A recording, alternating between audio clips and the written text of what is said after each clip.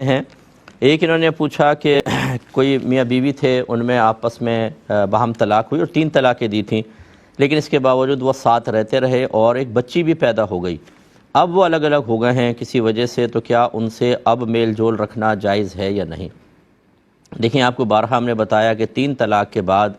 بغیر حلالہ کے بیوی اور شوہر ایک دوسرے کے ساتھ نہیں رہ سکتے، کیونکہ اب یہ مثل اجنبی کے ہو گئے ہیں۔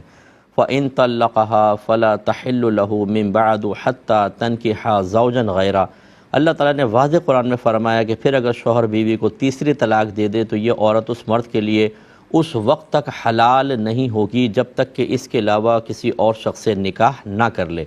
اور رحمت کونین صلی اللہ علیہ وسلم نے ایک عورت کے مطالبے پر کہ اس نے کہا کہ میرے شوہر نے 3 طلاقیں دے دی ہیں، میں نے دوسری شادی کی ہے لیکن ابھی دوسرے شوہر سے میرا جسمانی تعلق قائم نہیں ہوا، تو کیا میں پہلے شوہر کے پاس جا سکتی ہوں؟ تو آپ نے فرمایا کہ نہیں، تم پہلے شوہر کے لیے اس وقت تک حلال نہیں ہوگی جب تک کہ وہ تمہارا اور تم اس کا کچھ شہد نہ چکھ لو۔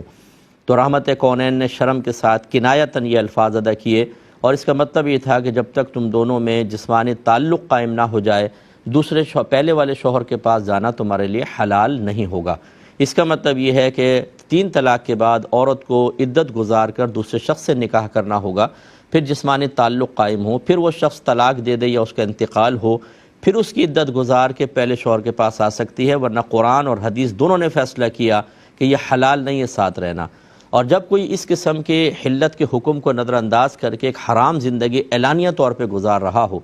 تو اب ہمارے ہاں نہ اس طرح کی کوئی گریفت ہے، نہ پہلے دور کی طرح کوئی قاضی ہیں، نہ اس طرح کے کوئی کام کرنے والوں کو جیل میں ڈالا جاتا ہے، تو فقہا نے فیصلہ کیا کہ اب ہے سوشل بیکورڈ، کہ آپ ان سے بات چیت ختم کر دیں، آپ ان کو خوشی غمی میں بلانا چھوڑیں، نہ ان کی خوشی غمی میں جائیں۔ اور کس وجہ سے؟ یہ تو آپ کر نہیں سکتے کہ آپ ڈنڈے لے کے پہنچ جائیں اور ماریں، ریاست کے معاملات کو آپ ہاتھ میں نہیں لے سکتے، اتنا کر سکتے ہیں تاکہ انہیں گناہ کا احساس ہو اور وہ گناہ کو چھوڑیں۔ آپ لوگوں نے شاید کیا ہوگا لیکن انہوں نے نہیں چھوڑا، ساتھ رہے، ساتھ رہنا حرام، جسمانی تعلق زنا خالص، پیدا ہونے والی بچی جو ہے وہ ولد الزنا کہلائے گی، اور بروز قیامت اس کا باپ سے نسب ثابت نہیں ہوگا، اور یہ بچی انتہائی حسرت اور غصے کے ساتھ اپنے باپ کی طرف دیکھے گی۔ یہ بروز قیامت پتہ چلے گا کہ تم نے مجھے دنیا میں حرام طریقے سے لے کر آئے، تو وہ اس کا وبال اور اس کا غضب ایک الگ چیز ہے۔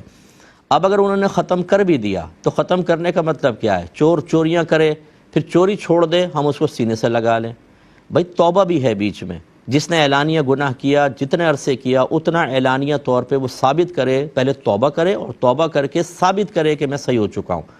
اس لیے جو اعلانیہ گناہ کرنے والے ہیں اگر وہ توبہ کر لیتے ہیں انہیں سزا دی جائے، اور سزا کے بعد بھی ایک ٹائم پیریڈ دیا جاتا ہے کہ جس میں دیکھا جائے کہ یہ اصلاح انہوں نے قبول کر لی ہے کہ نہیں کر لی ہے، ان کے اعمال اچھے ہو گئے، مثلا اس طرح کی برائیوں کو ترک کر دیا، نماز پڑھنے لگے، اچھے لوگوں کی صحبت میں رہے، چلو ٹھیک ہے، اب ان کا سوشل بیکورڈ ختم۔ اب ان کے ساتھ ایسا ہونا چاہیے کہ ان کو پہلے سزا ملنی چاہیے، لیکن سزا کا نظام ہی نہیں ہے اس کے اوپر، تو آپ فوراً سوشل بیکورڈ ختم نہیں کر سکتے جب تک کہ سب سے پہلے دونوں اعلانیہ توبہ کریں، اپنے گناہ کا اقرار کریں، نادم و شرمندہ ہوں، اور پھر کم از کم 4 موسم یعنی 1 سال ان کو بالکل اسی طرح سوشل بیکورڈ قائم رکھیں کہ جہاں سے آئیں تو اٹھ کے چلے جائیں، سلام نہ کریں، بالکل اس طرح احساس دلائیں۔ انہیں 1 سال یہ کم از کم روحانی سزا ہونی چاہیے۔ اس کے بعد انشاءاللہ آئندہ کبھی یہ بھی اور جتنے خاندان میں دیکھ رہے ہیں اس طرح کا کام کرتے ہوئے 50 بار سوچیں گے،